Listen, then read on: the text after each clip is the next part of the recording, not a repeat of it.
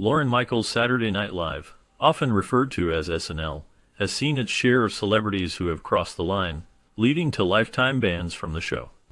These bans often stem from controversial behavior, public outbursts, or actions that clash with the show's values.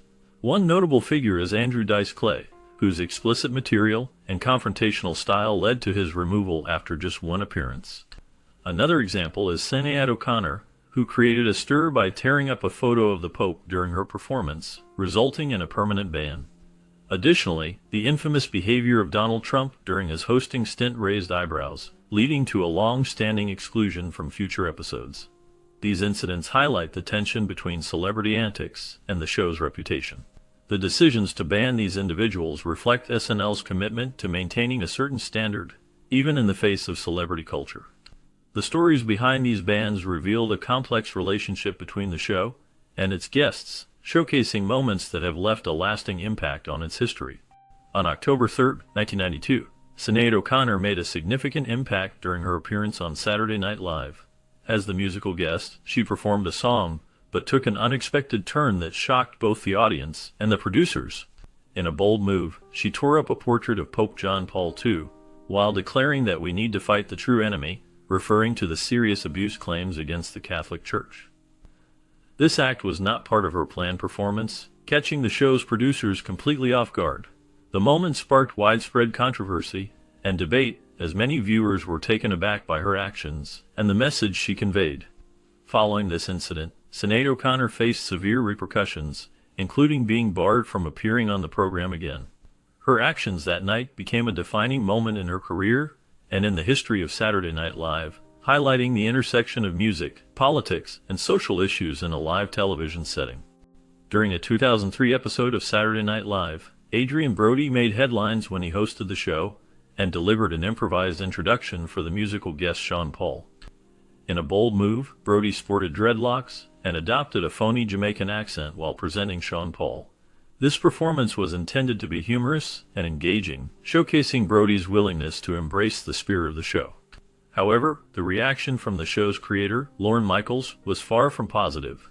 Michaels did not find the performance funny and deemed it inappropriate. As a result, Brody faced a significant consequence for his actions. He was banned from appearing on the show again due to what was described as an accidental joke. This incident sparked discussions about the boundaries of comedy and cultural sensitivity, highlighting the challenges that come with live television and improvisation. The moment remains a notable part of SNL's history, illustrating the fine line between humor and offense in the world of entertainment. In 1996, Rage Against the Machine was set to perform on the iconic television show Saturday Night Live. The band, known for their politically charged music and strong messages, planned to deliver a powerful performance. They were scheduled to play 2 songs during the live broadcast. However, during their first performance, they made a bold statement by hanging an upside-down American flag behind them. This act was intended as a form of protest, symbolizing their discontent with the political climate and social issues in the United States. Unfortunately, this controversial display did not sit well with the show's producers. As a result, after their first song, they were barred from performing their second song. The band was removed from the program, highlighting the tension between artistic expression and television standards. This incident remains a notable moment in the history of Saturday Night Live, illustrating the challenges artists face when their messages clash with mainstream media expectations. On February 19, 1994, Martin Lawrence hosted Saturday Night Live, a program known for its edgy humor and cultural commentary. During his monologue, Lawrence made several crude remarks about female hygiene, which sparked significant controversy. The content of his monologue was deemed inappropriate, leading to a decision to edit it out when the show was re-aired. Writer Jim Downey provided a narration for this segment, describing it as a candid and vibrant presentation that nearly jeopardized the jobs of those involved. The incident highlighted the fine line that comedians often walk between humor and offense. Following this appearance, Lawrence did not return to host the show again, marking a notable moment in the history of Saturday Night Live. The incident remains a point of discussion regarding the boundaries of comedy and the responsibilities of hosts in live television settings. In 1994, Cypress Hill made a notable appearance on Saturday Night Live, a show known for its live comedy and musical performances. During their time on stage, DJ Muggs made a bold statement by lighting up a joint, which was a significant moment that drew attention. This act was not just a casual gesture. It symbolized the group's connection to the hip-hop culture and their stance on issues related to cannabis. The performance marked both their first and last appearance on the iconic program, leaving a lasting impression on viewers and fans alike. Cypress Hill's music, characterized by its unique blend of hip-hop and rock elements, resonated with many, and their SNL performance was a reflection of their influence in the music industry. The decision to smoke on stage was controversial and sparked discussions about the boundaries of live television and artistic expression. This moment remains a memorable part of both Cypress Hill's legacy and the history of Saturday Night Live, showcasing the intersection of music, culture, and television. Notoriously, Steven Seagal's episode of Saturday Night Live is remembered for its poor reception. This negative reputation is not solely due to the episode itself, but also stems from Seagal's difficult behavior during the production. He was known to be challenging to work with, which contributed to the overall dissatisfaction among the cast and crew. Lorne Michaels, the creator of SNL, expressed his thoughts on Seagal's hosting abilities in 1992, labeling him as the worst jerk and the worst host ever. This harsh criticism reflects the sentiments of many who worked with Seagal during that time. His inability to collaborate effectively and his unprofessional demeanor left a lasting impression, making it unlikely for him to return to the show. The combination of a poorly received episode and Seagal's difficult personality has solidified his status as a controversial figure in the history of Saturday Night Live, ensuring that his time on the show is often cited as a cautionary tale for future hosts. During their appearance on Saturday Night Live in 1986, The Replacements, a punk band from Minneapolis, made quite an impression. According to Rolling Stone, their performance was marked by a series of chaotic events. The band members became intoxicated, and during their first song, they shouted the F word just off mic, which added to the wild atmosphere of the show. For their second performance, they changed clothes, further showcasing their rebellious spirit. However, their antics did not end there. After the show, they incurred a significant hotel damage bill of $1,100, which only fueled the fire of controversy surrounding their appearance. Lorne Michaels, the show's creator, was understandably furious about the band's behavior and the damage they caused. In a fit of anger, he considered banning all artists from Warner Brothers Records as a form of retaliation. Ultimately, he decided to only impose a ban on The Replacements, highlighting the impact of their disruptive performance on the show's reputation. In the early days of Saturday Night Live, Andy Kaufman became a regular host, captivating audiences with his unique style of comedy. His performances often blurred the lines between reality and performance art, which made him both intriguing and controversial. By 1982, Kaufman had reached a problematic stage in his career, becoming a divisive figure among viewers and critics alike. His unconventional approach to comedy, which included wrestling and impersonations, polarized opinions. In January 1983, SNL decided to engage its audience directly by holding a phone-in poll. This poll asked viewers whether they wanted to keep Kaufman on the show or let him go. The results were telling, with 195,544 votes cast in favor of removing him, while 169,186 votes supported his continued presence. This significant response highlighted the mixed feelings surrounding Kaufman's role on the show, and reflected the broader cultural tensions of the time.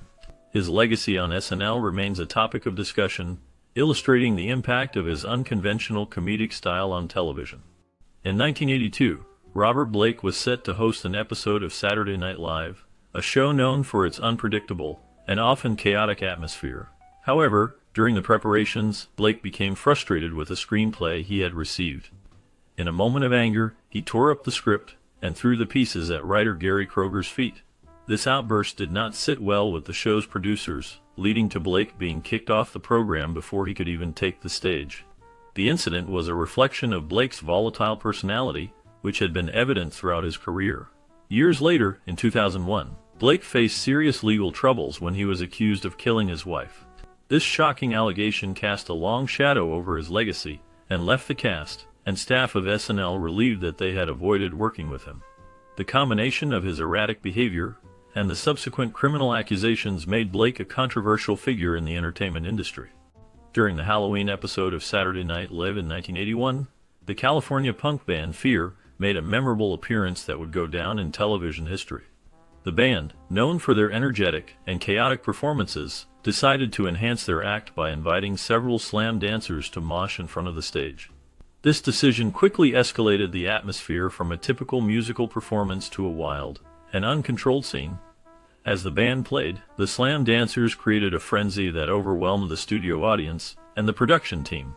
The chaos led to significant damage, with estimates suggesting that the destruction could have cost around $30,000 or even more. The incident was so severe that it resulted in Fear never being invited back to perform on the show again. This event highlighted the clash between punk culture and mainstream television, leaving a lasting impression on both the band and the viewers. On April 14, 1979, Milton Berle hosted Saturday Night Live, and his appearance sparked considerable concern among the show's staff. Rosie Schuster, one of the writers, vividly described the experience of watching rehearsals with Berle as akin to witnessing a comic train disaster unfolding in slow motion on a continuous loop. His approach to the rehearsals was overwhelming, leading to a chaotic atmosphere that left many feeling uneasy. The tension escalated to the point where Berle's style and presence became too disruptive for the show's format. As a result of this tumultuous experience, he was barred from hosting again, marking a significant moment in the history of SNL. Following this incident, Berle's show has not been aired since, highlighting the lasting impact of that particular episode on both his career and the show's dynamics. The incident remains a notable example of the challenges that can arise when established performers interact with the unique environment of live television. In 1978, Frank Zappa took on the role of host for the iconic television show Saturday Night Live. His appearance was met with mixed reactions, as many viewers felt he did not meet the expectations of a good host. Critics pointed out that Zappa seemed to struggle with the live format, often mugging for the camera in a way that detracted from the show's flow. Additionally, it became apparent that he was reading from cue cards, which further undermined his performance. This lack of spontaneity and connection with the audience led to a perception that he was not fully engaged in the hosting duties. As a result of these issues, Zappa was ultimately removed from the program after his episode aired. His time on Saturday Night Live remains a notable moment in the show's history, illustrating the challenges that can arise when a guest host does not resonate with the audience or the format of the show. On October 29, 1977, actor and comedian Charles Grodin took the stage as the host of an episode of Saturday Night Live. His appearance quickly became memorable, but not for the reasons he might have hoped. Throughout the week leading up to the show, Grodin chose to skip rehearsals, which set the stage for a challenging live performance.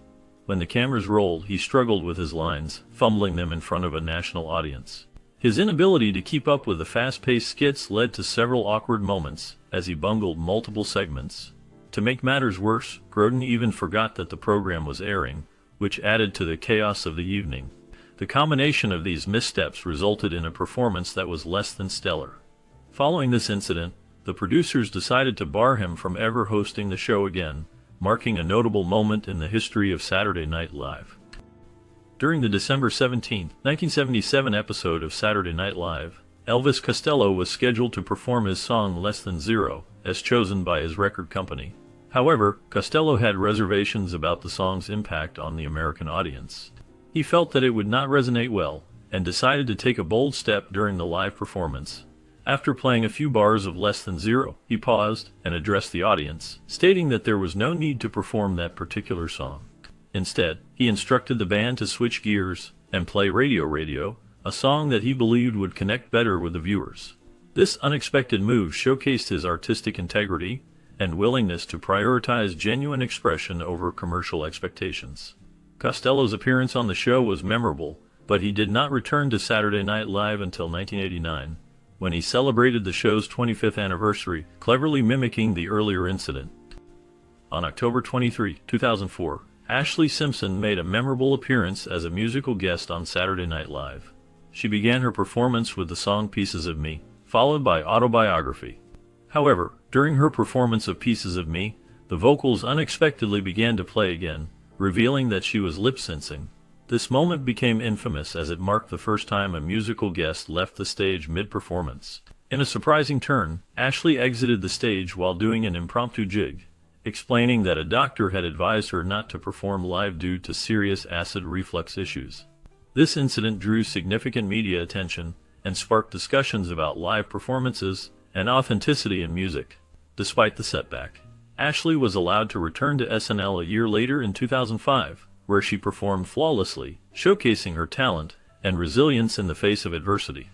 When Andrew Dice Clay was announced as the host for an episode of Saturday Night Live in 1990, it sparked significant controversy. Cast member Nora Dunn openly protested his appearance, believing that his comedic style was sexist and inappropriate for the show. As a result of her strong feelings, she chose to boycott the episode, which highlighted the tensions surrounding gender and comedy at the time. During the live broadcast, Clay faced heckling from some audience members who were not receptive to his performance. The situation escalated to the point where security had to intervene and remove him from the stage. This incident not only affected Clay's hosting, but also had repercussions for Dunn, as her contract was not renewed following the season. Additionally, Sinead O'Connor, who was scheduled to be the musical guest for that episode, decided to reject the offer due to Clay's involvement as host. This series of events underscored the cultural clashes and debates over comedy and representation that were prevalent in the early 1990s. In the case of Nora Dunn, she was notably absent from the season finale of Saturday Night Live after she chose to boycott the episode featuring Andrew Dice Clay. This decision led to significant discussions among the cast and crew. John Lovitz, a fellow cast member, remarked that Dunn would have been let go regardless of her actions. He described the situation as challenging, stating that she was difficult to work with, and that the producers had decided not to invite her back for future episodes. The press, however, seemed unaware of the internal dynamics and speculated that Dunn's boycott was merely a ploy for attention. Lovitz emphasized that the decision was already made, and her absence from the final show was a culmination of ongoing tensions. This marked a significant moment in the show's history, highlighting the complexities of cast relationships and the pressures of live television. The situation illustrated how personal conflicts could impact professional environments, especially in a high-stakes setting like Saturday Night Live. During his 2016 presidential campaign, Donald Trump was invited to headline Saturday Night Live for the second time. His appearance generated significant controversy, leading to widespread outrage and protests from various groups. Many viewers and critics expressed their disapproval, arguing that his presence on the show was inappropriate given the political climate. Due to the equal time requirement, Trump was limited to a brief 12-minute segment on the program. Despite the backlash, the episode attracted a large audience, drawing in 930 million viewers, which marked a 4-year high for the show at that time. Since his election victory, Trump has not been invited back to SNL, and there is speculation that he will not return in the near future. The combination of his polarizing figure and the show's history of political satire has left many wondering about the future of such appearances. During the September 19, 2018 edition of Saturday Night Live, Kanye West took the stage as the musical guest. His performance was notable not just for the music, but for the events that unfolded during the closing credits. As the show wrapped up, Kanye donned a Make America Great Again cap, a symbol closely associated with President Donald Trump. In a surprising turn, he launched into a passionate diatribe against what he described as the left media. He expressed his frustrations regarding the media's treatment of both President Trump and his own aspirations for a presidential run. The audience's reaction was mixed, with some members booing him as he spoke. Kanye accused the actors present of harassing him for his support of Trump, highlighting the tensions that can arise in the entertainment industry regarding political beliefs. This moment became a significant talking point in the media, illustrating the intersection of celebrity culture and political discourse. During the 1990s, Adam Sandler became a well-known cast member on Saturday Night Live, where he showcased his unique comedic style and musical talents. His time on the show was marked by memorable characters and sketches that resonated with audiences. However, in 1995, Sandler was unexpectedly let go from SNL, a decision that surprised many fans and colleagues. Despite this setback, Sandler's career took off in a different direction. He transitioned from television to film, becoming one of the most successful actors in Hollywood.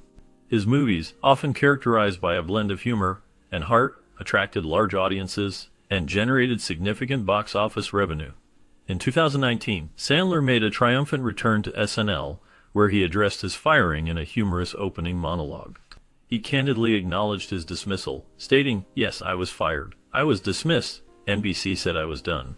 Afterwards, I earned nearly $4 billion in box office revenue, so I suppose you could say I won. This moment highlighted not only his resilience, but also his remarkable journey in the entertainment industry, showcasing how he turned a challenging experience into a successful career. When Dallas actress Charlene Tilton hosted an edition of Saturday Night Live in February 1981, Charles Rocket was a cast member. During the show, a skit featured Rocket and Tilton's characters engaging in open flirtation, which sparked envy among other cast members. The comedic scenario took a dark turn when Rocket's character was shot, adding an unexpected twist to the sketch. After the show concluded, Rocket was asked about his experience of being shot during the skit. He candidly replied, "Oh man, it's the first time I've ever been shot in my life. I'm curious as to who the F did that." This remark, while humorous, contributed to a growing tension surrounding Rocket's role on the show. His off-the-cuff comment, and the nature of the skit played a significant role in his eventual dismissal from the program, highlighting the often unpredictable and controversial nature of live television. The incident remains a notable moment in the history of Saturday Night Live, illustrating the fine line between comedy and controversy in the world of entertainment. On October 18, 1986, comedian and actor Sam Kinison made a memorable appearance on the television show Saturday Night Live. During this episode, he delivered a stand-up performance that sparked significant controversy. Kinison was known for his bold and often provocative style, and this performance was no exception. He advocated for the legalization of marijuana, making a striking statement that resonated with many viewers. He quipped, "You can't obtain any more pot. If you give us the marijuana back, we'll forget about the crack." This comment was particularly contentious as it directly violated NBC's policies at the time regarding drug-related content. In addition to his remarks on marijuana, Kinison also made a comment about the crucifixion, which further pushed the boundaries of acceptable humor for the network. Due to the nature of his jokes, some of his segments were ultimately cut from the program, highlighting the tension between creative expression and network standards. Kinison's appearance remains a notable moment in the history of Saturday Night Live, illustrating the show's willingness to feature edgy and controversial figures in comedy. When System of a Down performed on Saturday Night Live in 2005, they made a bold choice by refusing to self-censor their performance. This decision led to an interesting situation during the live broadcast. Each time the band swore, the audio was muted to comply with the show's standards. However, the moment that stood out was when band member Darren Malakian unexpectedly exclaimed "F yes." This spontaneous outburst caught the producers off guard, as they were unable to edit it out in real time. As a result, this particular moment was not only heard by the live audience, but also became a notable incident for viewers at home. The situation escalated further when the West Coast broadcast of the show cut the performance entirely, leaving fans unable to see the unfiltered version. This incident highlighted the tension between artistic expression and broadcast regulations, showcasing the band's commitment to their message despite the consequences. The performance remains a memorable moment in the history of SNL, illustrating the challenges artists face when navigating live television. Following the addition of Shane Gillis, one of 3 new cast members to Saturday Night Live in 2019, controversy quickly surrounded his hiring. Just before the official announcement of his casting, past statements made by Gillis surfaced online. These statements were deemed obscene and sparked significant outrage among the public and media. Many voices called for his immediate removal from the show, highlighting the importance of sensitivity and accountability in comedy. The backlash was swift and intense, leading to discussions about the boundaries of humor and the responsibilities of public figures. 4 days after the uproar began, a spokeswoman for Lorne Michaels confirmed that Gillis would no longer be part of the cast. This incident not only affected Gillis's career, but also ignited broader conversations about the role of comedy in society and the impact of social media on public perception. The situation underscored the challenges faced by entertainers in navigating their past remarks in an increasingly aware cultural landscape. On September 26, 2009, Jenny Slate made her debut on the iconic television show Saturday Night Live. Known for her work as an actress and comedian, Slate quickly became a part of the show's ensemble cast. However, her time on SNL was marked by a significant incident that would overshadow her initial appearance. During a skit alongside fellow cast member Kristen Wiig, Slate accidentally dropped the F-bomb, a slip that caught the attention of both the audience and the producers. This unexpected moment led to a considerable shift in her role on the show. Following the incident, Slate's appearances were notably limited for the remainder of the season. The fallout from this mishap ultimately resulted in her termination from the show at the end of that season. Despite the setback, Slate's career continued to flourish in other areas of entertainment, showcasing her resilience and talent in the comedy world. In 1976, Claudine Longuet, a French pop singer, became embroiled in a scandal that captured public attention, despite never appearing on Saturday Night Live. The incident involved the tragic death of skier Vladimir Spider Savage, who was reportedly shot and killed by Longuet. This shocking event led to widespread media coverage and public fascination. In response to the scandal, Saturday Night Live aired a sketch titled The Claudine Longuet Invitational. The sketch featured stock footage of skiers, which was humorously overdubbed with gunshot sounds, creating a controversial and darkly comedic take on the situation. However, this parody did not sit well with Longuet or her legal team. They quickly issued a cease and desist letter, demanding that the sketch be removed from the show. Following this, SNL publicly apologized for the sketch and complied with the request, removing it from future broadcasts. The incident highlighted the show's willingness to push boundaries, while also demonstrating the potential consequences of such humor in sensitive situations. In the early 2010s, Fred Armisen found himself in a controversial situation due to his impersonation of then New York Governor David Paterson, who is legally blind. This portrayal involved Armisen walking in and out of the camera frame, which led many viewers to believe that the show was mocking individuals with visual impairments. The sketch sparked significant backlash, as it raised concerns about the sensitivity and appropriateness of humor related to disabilities. In response to the criticism, Governor Paterson made a guest appearance on the show alongside Armisenator.